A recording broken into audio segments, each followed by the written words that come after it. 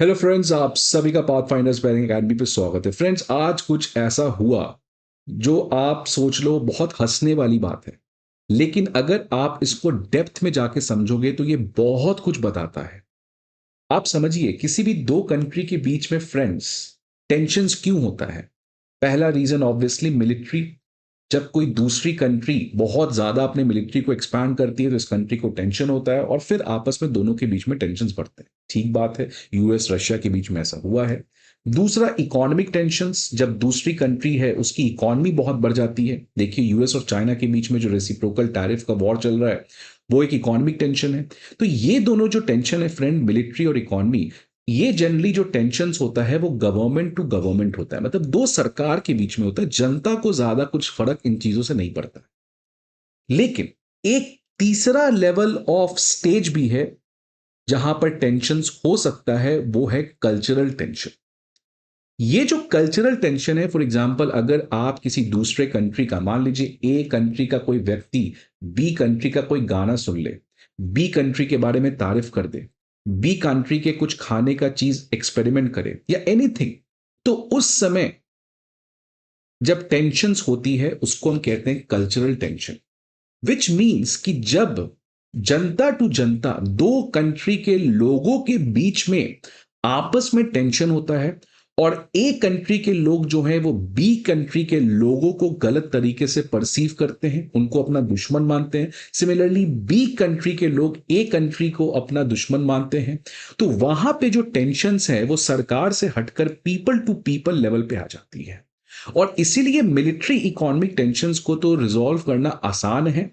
जैसे US Russia का आज टेंशन देखेंगे आप, तो कोल्ड वॉर के बाद रिजॉल्व हो गया था, फिर आज टेंशन बढ़ा है बिकॉज वो सरकार टू सरकार डिपेंड करती है। जब बाइडन आ जाते हैं तो रशिया बहुत बड़ा खतरा है, ट्रंप आ जाते हैं तो उतना बड़ा खतरा रशिया नहीं है।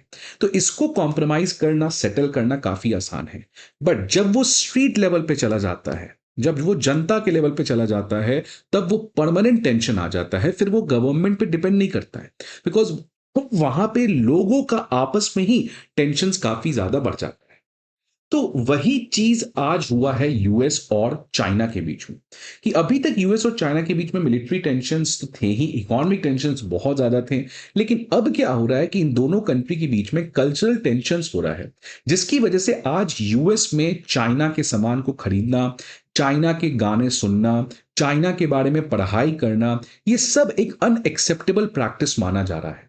जिसकी वजह से ये बताता है कि आने वाले समय में यूएस और चाइना के बीच में टेंशन्स में आपका स्टेबिलिटी नहीं देखने को मिलेगा। रादर जो टेंशन्स हैं यूएस और चाइना के बीच में, वो आने वाले समय में और एक्सपोनेंशियली बढ़ने वाले हैं। अब मैं क्यों इस कल्चरल टेंशन्स के बारे में बात करने जा रहा हूं, आज मैं इसके बारे में डिटेल में बात करूंगा, but why I am talking about this, क्योंकि आज ऐसा हुआ है फ्रेंड, देखिए क्या, कि जो व्हाइट हाउस प्रेस सेक्रेटरी हैं कैरोलिन लिविट, वो उन्होंने जो ड्रेस पहना था वो probably dress made in China था, जिसकी वजह से आज कैरोलिन लिविट को काफी ज्यादा क्रिटिसाइज किया जा रहा है। उनको कहा जा रहा है कि ये बहुत बड़ा अनएक्सेप्टेबल प्रैक्टिस है। मतलब आप समझिए, किसी दूसरे कंट्री का कपड़ा पहनना भी it's not a right thing, it's not a good thing. जिसकी वजह से ये पता चलता है कि आज जो है अमेरिका के लोग खुद ये मान चुके हैं चाइना का खतरा, या चाइना के लोग, या चाइना की प्रैक्टिसेस, या चाइना की वैल्यूज कितनी खराब है, और इसलिए चाइना की कोई भी चीज एक्सेप्टेबल नहीं होने चाहिए यूएस के इकोनॉमी में और यूएस के सोसाइटी में। सो ये कंट्रोवर्सी यहां से स्टार्ट हो सकता है फ्रेंड, स्टार्ट होता है। देखिए, कैरोलिन लिविट जो है वो काफी हंस रही हैं और ये कपड़ा पहनी है, ये कपड़ा पहन रही थी, ठीक है। इन्होंने व्हाइट हाउस में एक कॉन्फ्रेंस किया और उसके बाद देखिए क्या हुआ। उसके बाद चाइना के एक डिप्लोमेट ज़ांग जिशिंग ने एक सोशल मीडिया प्लेटफॉर्म एक्स पे ट्वीट किया, जिसके बाद काफी ज्यादा कंट्रोवर्सी स्टार्ट हो गया सोशल मीडिया प्लेटफॉर्म एक्स पे। उन्होंने कहा कि चाइना को एक्यूज करना तो लोगों का अब एक धंधा बन चुका है, एक बिजनेस बन चुका है।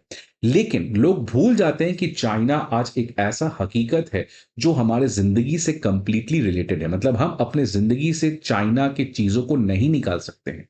इसलिए देखिए, कैरोलिन लिविट जो फोरफ्रंट पे डोनाल्ड ट्रंप के पॉलिसी को डिफेंड करती हैं, मेड इन चाइना को प्रमोट, मेड इन अमेरिका को प्रमोट करती हैं, आज खुद वो मेड इन चाइना गुड्स को यूज कर रही हैं। तो ये बताता है कितना ज्यादा आयरनिक है ये व्हाइट हाउस का, कितनी बड़ी हिपोक्रेसी है ये व्हाइट हाउस की, और कितनी बड़ी कमजोरी है ये व्हाइट हाउस की। उसके बाद बहुत लोग कैरोलिन लिविट को क्रिटिसाइज किए, कुछ लोगों ने इनके खिलाफ सही चीज़ बोला। उन्होंने कहा कि नहीं नहीं, ये तो चाइना का सामान नहीं है, ये चाइना ने कॉपी पेस्ट किया है किसी अमेरिकन ब्रांड का, एंड अदर थिंग्स। बट एक तरीके से क्लियर था कि पीपल टू पीपल जंग यहाँ पे छिड़ते हुए नजर आ रही थी। यहीं पे बात नहीं रुकी, फिर आप देख सकते हैं एक और खबर आई कि जो मेक अमेरिका ग्रेट अगेन जो डोनाल्ड ट्रंप ने स्टार्ट किया था, उसके जितने भी मर्चेंडाइज थे, फॉर एग्जांपल जो मागा की कैप थी, जो मागा के इस तरीके के फ्लैग्स थे, वो भी सब चाइना से बन के आए थे।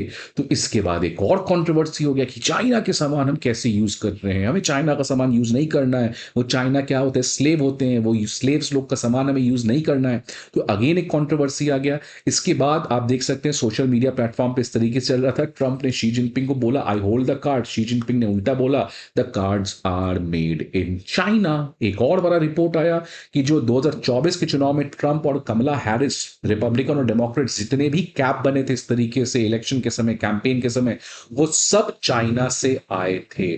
सो फ्रेंड्स, अब मैं आता हूं क्यों मैं आज इन चीजों के बारे में बात करने जा रहा हूं, because I want to tell you about the cultural partnership. But before I go and tell you about this, please have this information that Unacademy IAS जो है वो previous year questions, current affair magazines और prelims mock test, ये तीनों चीज के PDF अब आपके सामने लेके आया है।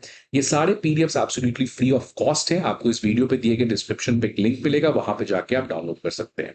इसके अलावा if you need any other information, feel free to call on this number और visit any of our offline center, जहां पे आपको ये सारे इन्फॉर्मेशन प्रोवाइड किए जाएंगे। अब क्लैश ऑफ कल्चर के बारे में सबसे पहले किसी ने डिटेल में बात किया है, तो वो है ओलेग मैलिकोव, जो कोल्ड वॉर के समय रशिया और यूएस के क्लैश ऑफ कल्चर के बारे में उन्होंने बात किया था।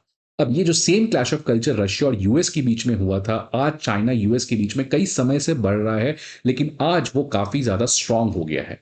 देखिए, कई समय से यूएस के जो एक्टिविस्ट हैं वो कह रहे थे कि चाइना का जो कल्चर है और इन चीज़ों को हमें अमेरिका के कॉलेजेस में, अमेरिका के सोसाइटी में काफ़ी सिग्निफिकेंटली कट डाउन करना पड़ेगा, बिकॉज चाइना का जो कल्चर है, चाइना के जो वैल्यूज़ हैं, आज वो अमेरिका में काफ़ी ज़्यादा बढ़ रहे हैं। इनफैक्ट इसी चीज़ को बढ़ावा डोनाल्ड ट्रंप ने अपने पहले टेन्योर में दिया, जहां पे उन्होंने इस तरीके से कहा कि चाइना जो है वो चाइनीज़ वायरस है।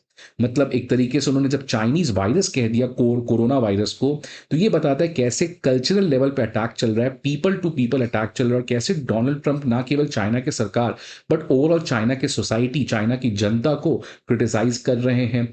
फिर देखिए 2023 की खबर है कि यूएस कॉलेजेस ने सारे चाइनीज फंडेड कॉन्फ्यूशियस इंस्टीट्यूट्स के ऊपर बैन किया, बिकॉज वहां से चाइना अपने कल्चर को प्रमोट कर रहा था। इसके अलावा रिसेंटली आपने देखा कैसे चाइना ने रिटेलिएट किया और चाइना ने जितने भी हॉलीवुड मूवीज हैं, सॉन्ग्स हैं, उन सभी के ऊपर बैन लगाया।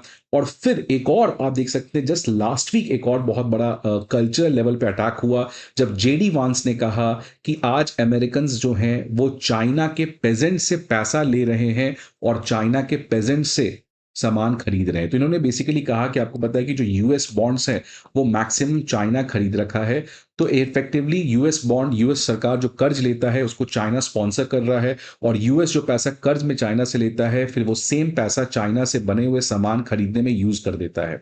तो इसी चीज को जेडी वॉन्स ने अपने तरीके से कहा कि हम चाइना के पेजेंट्स से लोन लेते हैं सो दैट हम चाइना के पेजेंट्स के द्वारा चीजें मैन्युफैक्चर की गई हैं उसको हम खरीद सके।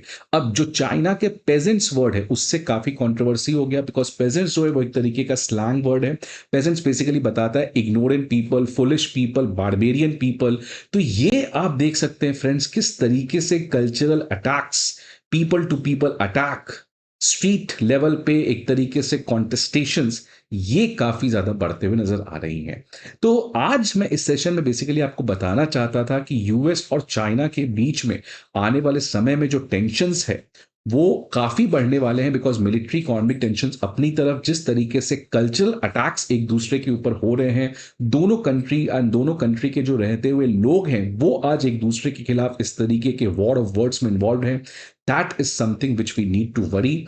और ये बेसिकली आप सोच सकते हैं कि ये एक तरीके का ट्रैप है, बिकॉज ये दोनों कंट्री आने वाले समय में इसकी वजह से काफी ज्यादा अनस्टेबल रिलेशंस रख सकते हैं। But anyways it's a great news for India, because जब तक यूएस और चाइना का टेंशन रहेगा, US will need India and China will always want कि India does not go and join hands with US. So that's a win-win situation. But anyways, आपको मैं बता दिया cultural level of attack cultural level of tension दोनों के बीच में बढ़ चुके हैं। फ्रेंड्स, आई होप आपको ये वीडियो अच्छा लगे। Please like the video and stay tuned for the next video. Till then take care, good bye.